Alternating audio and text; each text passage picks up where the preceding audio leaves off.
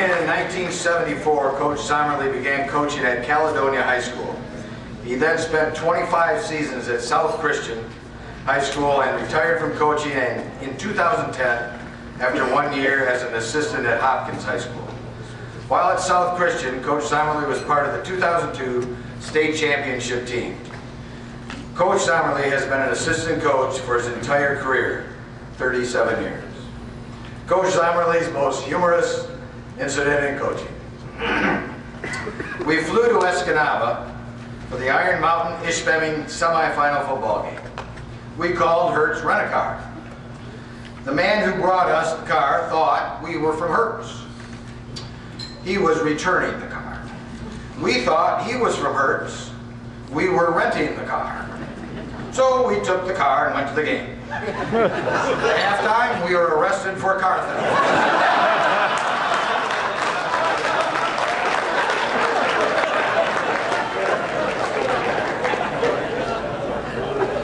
And, ladies and gentlemen, the newest member of the Hall of Fame, Coach Joe Zomerlei.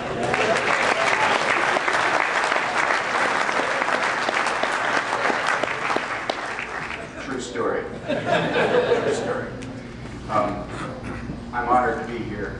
I'd like to thank the High School Football Coaches Association. I wasn't sure there was going to be anybody left after I saw Coach Davis when you got done and everybody walked out. I thought, well, there won't be anybody here by the time I talk. But I would like to thank the Michigan High School Football Coaches Association and let the coaches up here know how honored I am to be with them. Coach Galvin, I'm not going to mess up. I'm going to go right now. I'd like to introduce my wife, my daughter, and my wife Sue, my daughter Terry, and her husband Pete, my daughter Lori and her husband John, my son Scott, and my brother Jack, if they would stand up, please.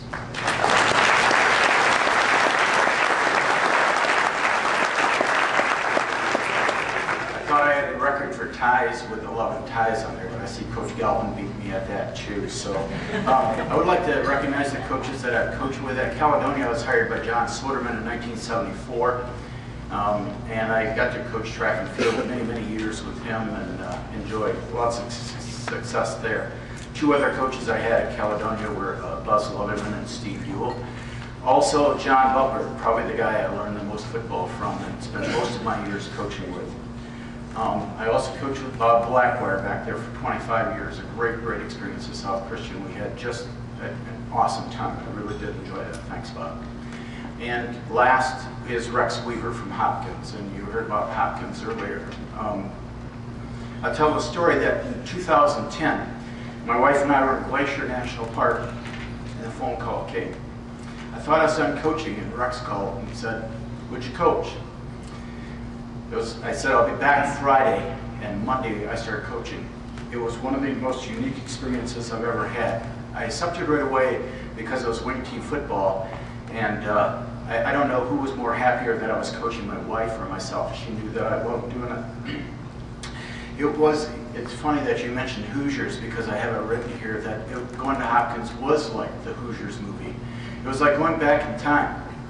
Every day at 2 o'clock, I drove through the local McDonald's, got my 63-cent senior coffee, and went down the road, driving through the cornfields and bean fields to Hopkins High School. There, I met some of the greatest young players, and just about every one of them drove a pickup truck. It was a different world.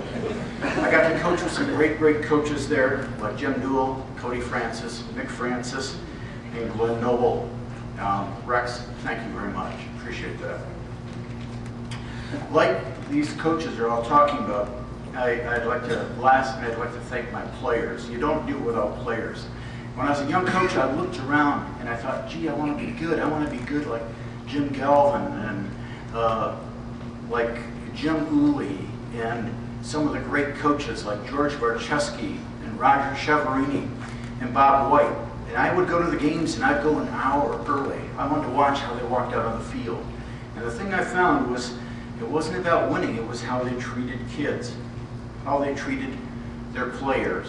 And it was a great experience for me to learn that it wasn't about winning. The winning got a lot better once the relationships. It was about the families and the great experiences you have with the players. We got to teach our guys how to treat their girlfriends, how to talk to their mothers, how to respect their fathers. Lastly, Coach Krebs, you need to hear this because I'm going to read a letter that I just got from one of my players. I've got some emails and some phone calls and letters of congratulations, but this one stood out from a Hope grad. It said, a few days ago, my mom called to tell me that she'd seen you earlier in the day, that you'd tell her to say hello. She also told me you were being honored at the Michigan High School Football Coaches Hall of Fame. Just want to let you know that I cannot think of a more deserving coach. And I read this because I think it applies to any of the coaches here at the table. He said, I played 17 years of baseball, 8 years of basketball, 12 years of football, and had 88 coaches who have influenced my life. Out of this enormous list, yours definitely stands out. You taught me so much about the game to love, the way it should be played, how to get everything out of myself, how to be a great teammate, how to trust, how to play with passion, how to have fun, and how to love the game. God blessed me with the ability to play. Went above and beyond the duties of coach and impacted me in ways I cannot even explain to you or extend far beyond the field and the JV football. I consider myself lucky to have been one of your players and cannot imagine my football career without that sophomore year. As you receive this recognition, know there's countless others in your position that would not be the men and women they are today without your influence. You have truly been a blessing in my life, and for that I'm grateful. I hope this email finds you well. You're still finding a way to impact athletes. You have a gift and something that must be shared. I think this can be said about just about every coach up here. Thanks again, Coach. Again, I'd like to express my thank you.